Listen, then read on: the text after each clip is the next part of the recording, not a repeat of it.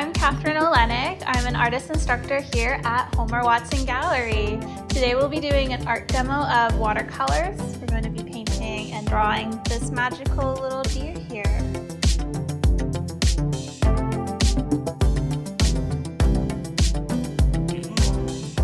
So first thing we want to do is do a very light sketch of the deer. One of the reasons we want to do very light is because watercolor is transparent, and if we draw too dark, we'll see all our pencil lines. I'll put this beside. So first thing we want to do is start off with a circle for the head. Start with simple shapes. Everybody can draw a circle, right? So we start with those simple shapes. And again, I'm going very light as I draw the curve of the neck. My pencil is barely touching the watercolor paper we have here, because I don't want to dent the paper, I don't want to leave a complete imprint. And then of course I'm going to rotate my page. It's good to rotate your page. It's not glued to the table, and if you rotate your page, you're going to get nice cleaner lines, easier angles to access it, which is really nice to get a nice flow to the drawing so it doesn't stay, so you're not like bending your arm in weird positions to do it. Right, now we're going to do the face. Don't try to make your eyes completely symmetrical and perfect. That's the nice thing about nature. None of it's completely symmetrical, none of it's completely perfect. We're all a little bit wonky, and our deers can be a little bit wonky too.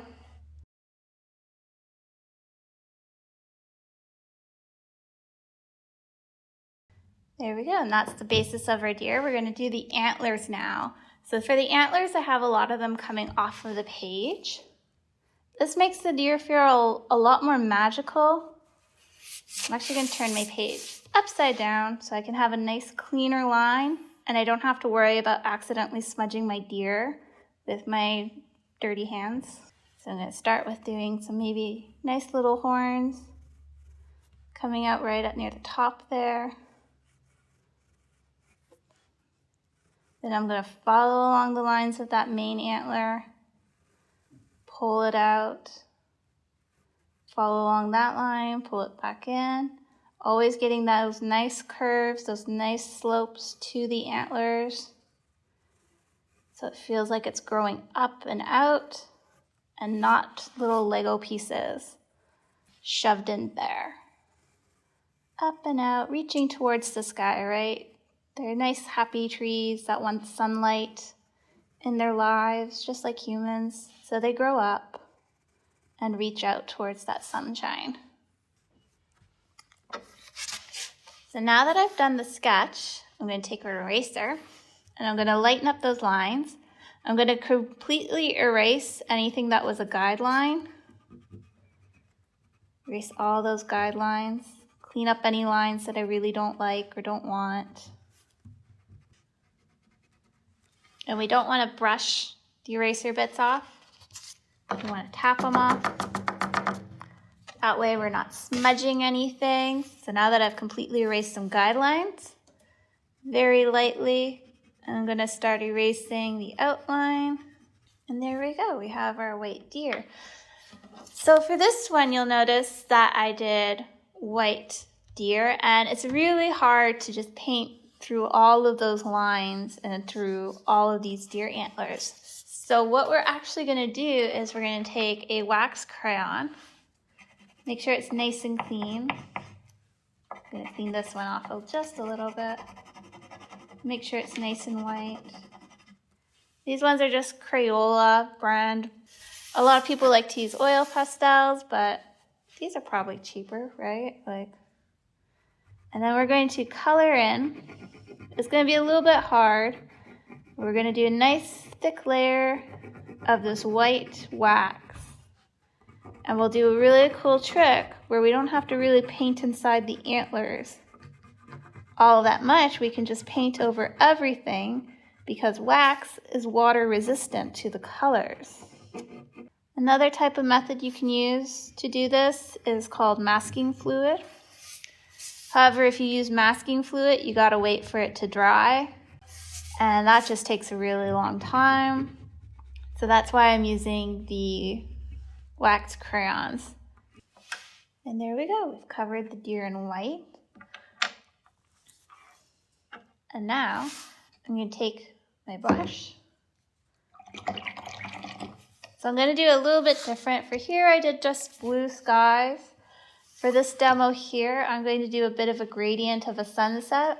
So here in my watercolor palette, I'm getting the yellow nice and wet, getting some orange nice and wet, doing a little bit of red. And that's one of the fun things about these art classes. So you can add your own interpretation to it, your own thing.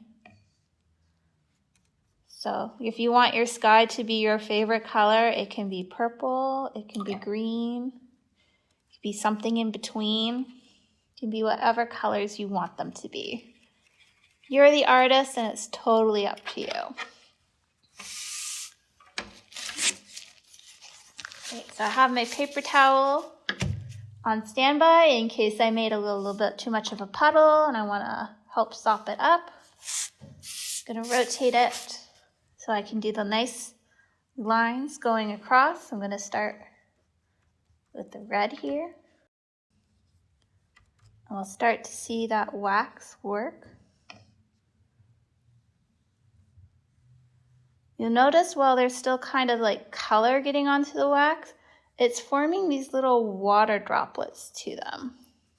So it's not getting into the paper, it's just kind of resting on top of the wax there.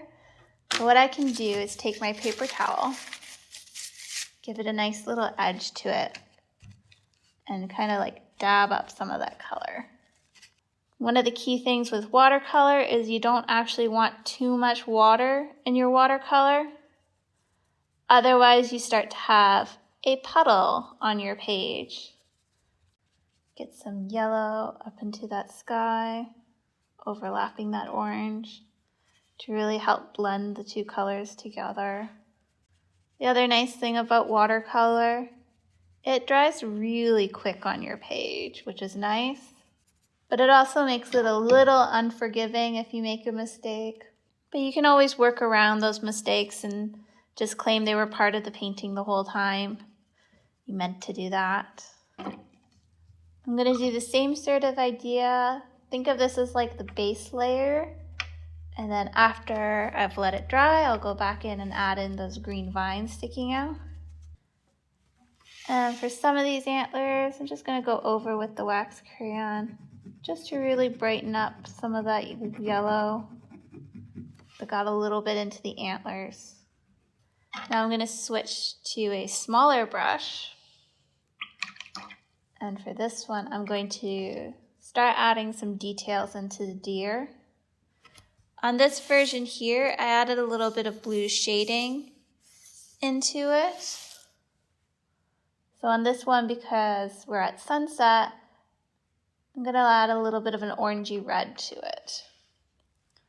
A little bit of shading. I'm wiping it on the edge of the cup so I don't have too much water and I'll have more control over the brush.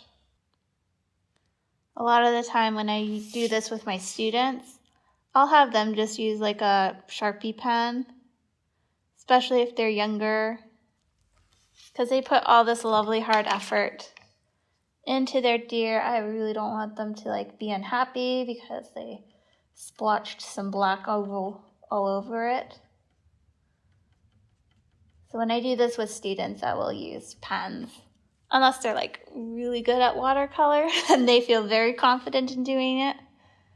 Do a little bit of a black outline. And then for the fur here, I want to do like little short dashes coming out. They don't all have to be connected. They feel a little bit more fluffier if you don't fully connect the lines. The other thing we want to do as we're adding the fur is to remember that fur and hair always grow out of us. We don't want to do zigzag lines going back into the painting or our little outline here. We want to make sure the hair and fur is always growing out of the body, not back into it. So you can have the fur of the deer kind of flicking up a little bit because it's also trying to grow up. It also makes it look like a little bit of a happier deer. So now I can feel my page. It's really nice and dry. So now I'm going to start doing those vines on here. So what I do is I start out with a nice, long, swirled stroke. Nice and swirled, just like that. Follow it back. And then I start doing those little leaves coming out.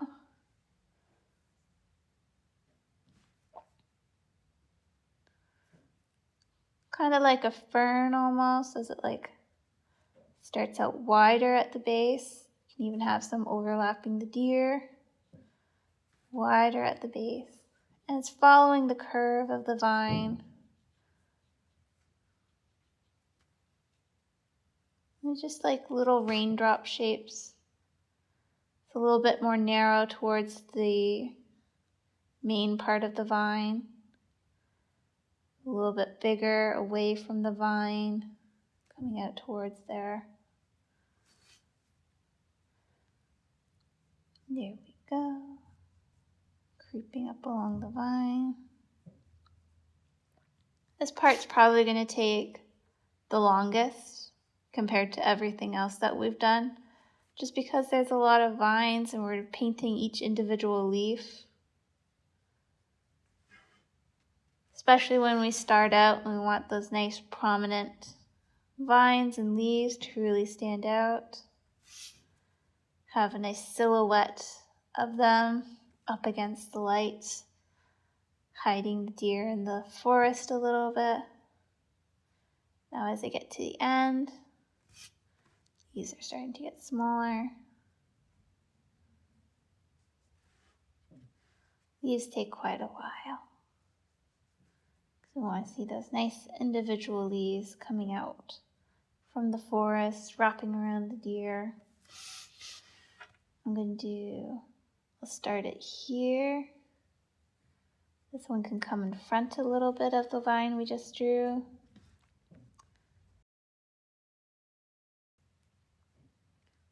And as you get more and more confident with your leaf drawing, they're going to go a little bit faster. Especially as they start to pile up on one another, you don't have to take your time as much. They're not going to be as detailed or as prominent looking. I also say give like a little bit of a bend to the leaves. Just makes it feel a little bit more alive if they're bending. Nothing grows very straight in nature. Trees don't really grow straight. Plants don't go straight. Everything's leaning and twisting. They're either leaning towards their sun or they're getting pushed around by other plants, possibly even trampled by some wildlife. So last little bit we're going to add is some of these little flowers we see here. So when I originally did this, I did do it with oil pastels, and I added those little red parts with the oil pastels.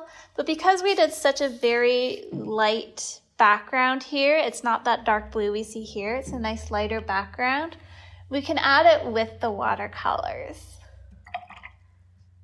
So for this one, I'm actually going to do some purple flowers on it. So I'm adding a lot of water. I'd say don't worry about adding too much to your watercolors, but I said that once to a kid and he thought he should just take the bucket and dump it into the palette. So do worry a little bit about adding too much watercolors to your palette. You want a nice little puddle. You don't want an ocean. And then we can just do little dabs. Make sure we got a lot of color on our brush. Do little dabs of flowers. They don't have to go in any specific pattern. I would say just the one thing, try to keep them soft round shapes. You can keep them like a soft round triangle, like lilac flowers. Flowers usually grow in bunches, like apple blossoms. And they kind of keep these soft round shapes. You're not going to see sharp square corners on flowers growing out of a tree. I mean, you might see some very odd trees. Maybe they're Dr. Seuss trees. But generally, they're nice round shapes to them. You can go over the horns a little bit. A little overlap is really nice because it helps create like a little bit of depth and perspective. Not everything has to be separate and stand alone. Like when we were doing the vines, we were overlapping them. We can do the same here with the flowers and the antlers. Just little dots.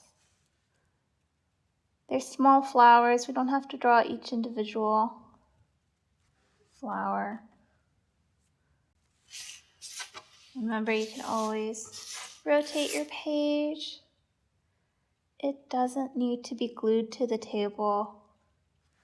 It doesn't have to stay still. It's not a slab of stone. You can rotate the page. You don't have to awkwardly rotate your hands. You don't have to accidentally smear your hands across the page because you had to do an awkward angle.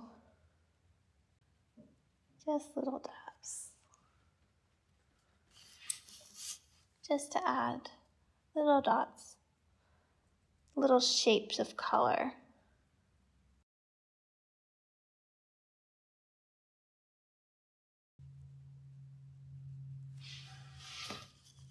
And there we go. I think I'm gonna call that done. It's a beautiful deer that we did. So right now I'm teaching the Creative Kids Corner on Saturdays. That's a fun course. I think it's 6 classes. And we get to try a different medium every class, from pottery, oil pastels to watercolor. And it's really fun to just expose kids to all these different mediums. I also teach some adult classes for drawing human figures. And I also do watercolor classes for these ones, drawing mythical creatures.